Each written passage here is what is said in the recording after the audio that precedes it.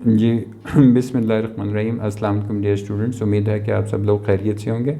हमने अपनी पिछली क्लास में एसोसिएटिव लॉ ऑफ यूनियन जो था ये हमने पढ़ा भी था और इसका हमने एक एग्ज़ाम्पल भी किया था। और आज जो है हम अपना एसोसिएटिव लॉ ऑफ इंटरसेक्शन जो है वो हम पढ़ेंगे। तो पहले जो चीज़ हम पढ़ चुके हैं वो यूनियन का था, मैंने हाईलाइट कर दिया कि ये अब जो हम आज पढ़ रहे हैं ये इंटरसेक्शन के बारे में पढ़ रहे हैं कि एसोसिएटिव लॉ और ऑफ ये इंटरसेक्शन जो है ये क्या है। तो पहले जो हमारा पार्ट था जिसको मैंने हाईलाइट किया है, ये हम वाला पार्ट जो है इसको हम कर चुके हैं। और जो हम आज करेंगे ये वाला पार्ट सेकंड है। ये इस वक्त आपके सामने स्क्रीन पे देखें कि इसके अंदर जैसे हमने पहले यूनियन के किए थे, अब यूनियन की जगह हम इंटरसेक्शन का जो है पार्ट वो करेंगे और ये एसोसिएटिव लॉ ऑफ इंटरसेक्शन। ठीक है कि अगर हम इनमें तब्दील कर देते हैं इनके सेट्स को, इनके जो साथी हैं उनको, तो क्या वो भी अगर यूनियन में वो बराबर थे लेफ़्ट हैंड साइड और राइट हैंड साइड, तो क्या वो इंटरसेक्शन में भी ये हमारा लॉ इसी तरह ही काम करेगा जिस तरह हमने यूनियन में समझा है? क्या ये आपकी लेफ़्ट हैंड साइड आपके राइट हैंड साइड के बराबर होगी या नहीं होगी? तो देख लेते हैं। नीचे आपके सामने ये देखें कि ये वही एग्ज़ाम्पल है, लेकिन चूंकि पहले हमने यूनियन का किया था उसकी जगह पे अब हम यहाँ पे ये वाला जो था ये हम पहले यूनियन का था, ये हम कर चुके हैं। अब हम इस यूनियन की जगह इंटरसेक्शन करेंगे। तो आज इसको लिखने का ये तरीका होगा कि हम यहाँ पे लिख देते हैं आपके लिए कि A intersection B intersection C is equal to यहाँ पे A इंटरसेक्शन B और फिर इंटरसेक्शन C। जिन स्टूडेंट्स ने हमें अभी ज्वाइन किया है मैं उनको ये सजेस्ट करूँगा कि वो जो चैनल को सब्सक्राइब करके बेल के आइकन को प्रेस कर दें ताकि जब भी नई क्लास हो तो उनको नोटिफिकेशन आ जाए कि नई क्लास जो है वो आ गई है, तो वो देख सकें आराम से। तो डियर स्टूडेंट्स, बिल्कुल उसी तरह जिस तरह हमने पहले देखा था कि ये हमारी लेफ़्ट हैंड साइड है और ये वाली हमारी राइट हैंड साइड है, और हमने इसको पहले चेक करना है कि क्या इन दोनों को जब हम सॉल्व करें तो वो एक जैसे होंगे या नहीं होंगे। तो आपके सामने अभी दोबारा कर लेते हैं। यहाँ पे इसमें हम अपनी पहले लेफ़्ट हैंड साइड, तो हमारी लेफ़्ट हैंड साइड थी A intersection B intersection C। इसको सॉल्व करते हैं, बहुत इजी है। पहले हम A सेट को लिख लेते हैं कि हमारा A सेट क्या है। तो हमें मालूम है कि हमारा जो A सेट है वो 1 2 3 और 4। इसके बाद इंटरसेक्शन का साइन और फिर हमारे पास हमारा सेट B जो है उसमें 3 4 5 6 7 8 ये मेंबर्स हैं और फिर इंटरसेक्शन का साइन। ठीक है, और फिर हमारे जो C है वो है 6 7 8 9 और 10। ठीक है, और यहाँ पे ब्रैकेट है। ठीक है, ये ब्रैकेट है आपके सामने। तो हमने सिंपली अभी जो अपना पहला स्टेप था उसमें हमने ये देखें यहाँ पे ये A सेट लिख दिया। दोबारा से आपको मैं दिखा देता हूँ, ये हमारा A सेट था, ये हमारा साइन ऑफ इंटरसेक्शन ऐसे ही यहाँ पे आ गया। उसके बाद ये ब्रैकेट की जगह ये वाली हमने ब्रैकेट डाल दी, फिर हमने इस B की जगह ये वाला B का सेट लिख दिया, फिर ये इंटरसेक्शन की जगह ये इंटरसेक्शन का साइन आ गया, इस C की जगह हमने ये C सेट लिख दिया और इस ब्रैकेट की जगह हमने ये ब्रैकेट आपके सामने डाल दी। तो कुछ भी नहीं किया, सिर्फ हमने जो सेट थे वो एज इट इज़ जो थे वो जिस तरह लिखे हुए थे हमने वो लिख दिए। तो इसमें उम्मीद करता हूँ कि कोई ऐसी चीज़ नहीं होगी जो आपको मुश्किल लगी हो। अगर कोई मुश्किल लगी है तो आप कमेंट बॉक्स में हमसे क्वेश्चन पूछ सकते हैं। इसके बाद इसी को हम नीचे सॉल्व कर लेते हैं। तो पहले हम क्या करेंगे, पहले हम इन दोनों को सॉल्व करके इसका रिजल्टेंट निकालेंगे। तो जो पहला हमारा सेट था उसको तो हम ये इज़ इक्वल टू का निशान जैसे ये नीचे मैंने ऐसे ही लिख दिया, यहाँ पे हमारा A intersection B intersection C, तो ये हमारा 1 2 3 4 और इसके बाद साइन ऑफ इंटरसेक्शन और फिर ये ब्रैकेट। और अब आप ये देखें कि इस वाले सेट में, इसको मैं ज़रा दोबारा आपको कर देता हूँ हाईलाइट ताकि आपको पता है। इस वाले सेट में अगर आप देखें जिसको मैंने हाईलाइट किया, और इसको भी हाईलाइट कर देता हूँ कि इसमें हमारे पास कौन से ऐसे एलिमेंट्स हैं जो कॉमन हैं, एक ही जैसे हैं। तो आपको ये नज़र आएगा।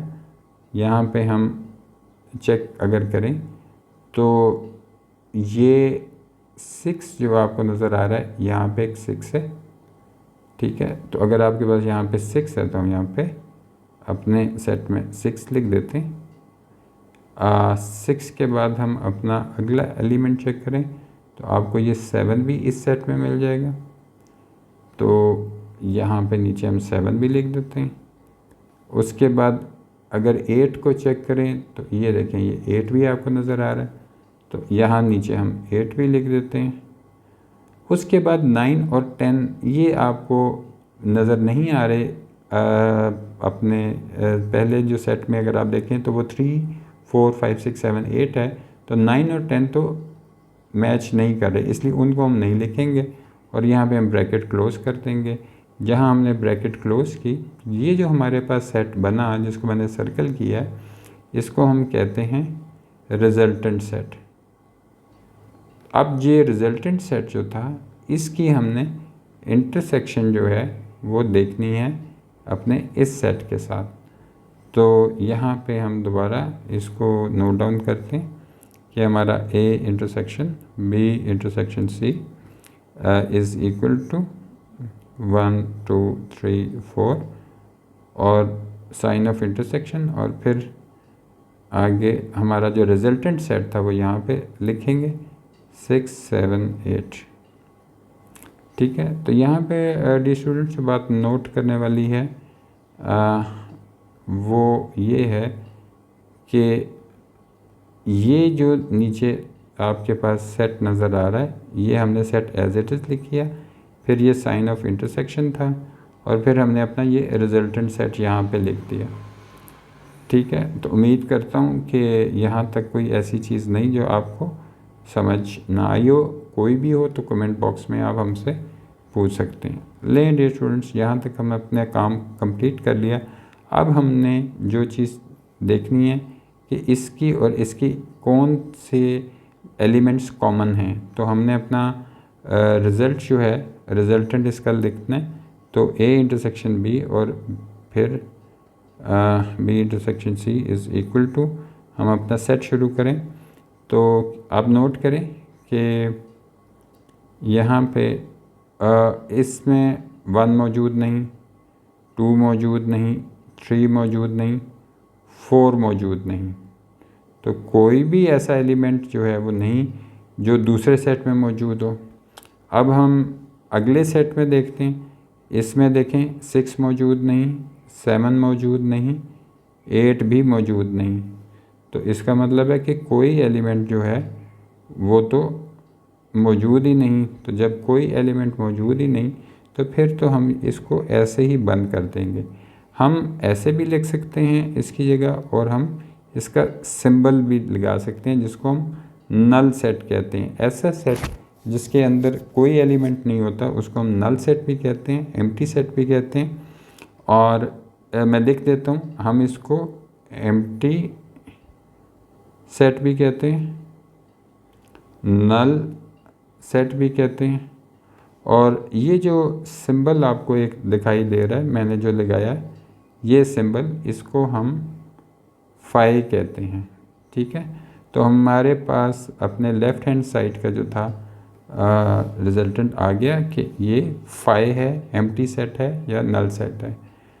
इसके बाद जो चीज़ है हमारे पास अपनी राइट हैंड साइड जो थी हमारी, वो थी लिख लेते हैं स्क्रीन के ऊपर कि A इंटरसेक्शन B, और इसकी फिर इंटरसेक्शन सी के साथ है, तो सेट ए जो है वो हमारा आपको मालूम है, उसकी हम वैल्यूज़ यहाँ पे लिख देते हैं। सेट ए 1 2 3 4, ठीक है। यहाँ पे एक ब्रैकेट भी है और फिर उसके बाद एक इंटरसेक्शन, और उसके बाद हमारा सेट बी जो है वो 3 4 5 6 7 8, और फिर ये ब्रैकेट और फिर ये इंटरसेक्शन का साइन, और सेट सी जो है हमारा उसमें लिखा हुआ है 6 7 8 9 और 10, ठीक है।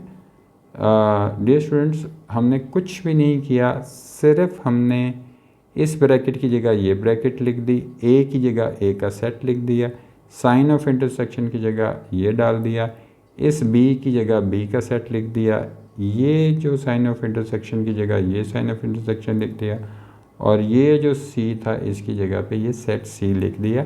सिर्फ इतना ही किया कि हमने उन सेट्स की यहाँ पे एलिमेंट्स शो कर दिए। तो यहाँ पे डियर स्टूडेंट्स हम आगे इसको सॉल्व कर लेते हैं कि पहले हम जिस चीज़ को सॉल्व करेंगे वो इन दोनों की इंटरसेक्शन है, कि इसमें कौन कौन से एलिमेंट्स एक ही जैसे हैं। तो अगर आप देखें तो आपको इसमें 1 नज़र नहीं आएगा, 2 नज़र नहीं आएगा, लेकिन आपको यहाँ 3 नज़र आ रहा है और ये 4 नज़र आ रहा है। तो चूंकि सिर्फ ये 2 एलिमेंट्स आपको यहाँ पे दिखाई दे रहे हैं, तो हम ब्रैकेट के अंदर 3 और 4, क्योंकि ये दोनों में मौजूद है, वो लिख लिए। उसके बाद अगर आप देखें तो यहाँ पे इसमें देखें 5 नहीं है, आपको मिलेगा 6 नहीं मिलेगा, 7 नहीं मिलेगा और 8 भी नहीं मिलेगा। तो लिहाजा जब ये कॉमन ही नहीं तो ये हम नहीं लिखेंगे। तो हमने बड़ी आसानी से अपनी जो इंटरसेक्शन था वो कंप्लीट कर लिया, ठीक है। उसके बाद ये जो हमारे पास अब इन दोनों की इंटरसेक्शन से जो नीचे जो सेट आया, इस वाले सेट को हम रिजल्टेंट सेट कहते हैं। ये बात हम पहले भी डिस्कस कर चुके हैं। उसके बाद फिर साइन ऑफ इंटरसेक्शन ये वाला यहाँ पे आ जाएगा, और ये आपका जो सेट है 6 7 8 9 10 वाला, ये नीचे आ जाएगा, ठीक है। अब चूँकि यहाँ पे हम ये चीज़ देख चुके हैं कि अंदर एक ही जो है वो सेट रह गया, तो हमने 3 और 4 ऐसे ही लिख दिया, ये साइन ऑफ इंटरसेक्शन ये वाला ऐसे ही आ गया, और फिर 6 7 8 9 10 ये भी हमने ऐसे ही लिख दिया। अब हम इनको मैच करके देखें कि क्या एलिमेंट्स, इसमें आपको 3 नज़र नहीं आ रहा, यहाँ आपको 4 नज़र नहीं आ रहा, ठीक है। तो ये तो पता चल गया कि यहाँ पे ये कॉमन कोई भी नज़र नहीं आ रहा। यहाँ पे देख लेते हैं, इसमें आपको 6 नज़र नहीं आ रहा, 7 नज़र नहीं आ रहा, 8 नज़र नहीं आ रहा, 9 नज़र नहीं आ रहा और 10 नज़र नहीं आ रहा। तो कोई भी एलिमेंट कॉमन नहीं है। तो जब कोई भी एलिमेंट कॉमन नहीं, तो फिर इसका रिज़ल्ट क्या होगा? एम्प्टी सेट, या हम इसको ऐसे भी लिख सकते हैं। अब जो चीज़ आपने नोट करनी है कि थोड़ी देर पहले हमने ऊपर यहाँ पे इसको थोड़ा सा कलर डिफरेंट कर लेते हैं ताकि आपको थोड़ी सी इजी लगे। ये जो हमारा रिज़ल्ट था इसको आप 1 कह लें, और ये जो नीचे आपका रिज़ल्ट है इसको आप 2 कह लें। तो जब आप 1 को देखें तो 1 में भी आपको 5 या एम्प्टी सेट नज़र आएगा, और ये वाला 2 देखें तो ये भी आपको 5 या एम्प्टी सेट नज़र आएगा। तो फिर हम ये चीज़ कह सकते हैं, ठीक है, कि एसोसिएटिव लॉ ऑफ इंटरसेक्शन, ठीक है। तो एसोसिएटिव लॉ ऑफ इंटरसेक्शन जो था वो ए इंटरसेक्शन और B intersection C is equal to A intersection B और इंटरसेक्शन सी। तो हम कह सकते हैं कि 10 from 1 and 2, from 1 and 2 we conclude कि हमने ये कंक्लूड कर लिया कि A intersection B intersection C is equal to A intersection B intersection C। तो डियर स्टूडेंट्स, मुझे उम्मीद है कि हमारी ये एसोसिएटिव लॉ ऑफ इंटरसेक्शन जो है, ये वाला टॉपिक आपको अच्छे से समझ आ गया होगा। इसको एक क्लास को एक दफ़ा रिवाइज़ कर लें। अगर वीडियो पसंद आए तो वीडियो को लाइक कर लें और हमें कमेंट्स में ये ज़रूर बताइएगा कि इस वीडियो की कौन सी चीज़ आपको सबसे अच्छी लगी है। ठीक है, अगली क्लास तक के लिए आप हमें इजाज़त दें। इस वीडियो को अपने फ्रेंड्स के साथ शेयर करें। अपना बहुत सा ख्याल रखें। ठीक है, थैंक यू वेरी मच। अल्लाह हाफिज़।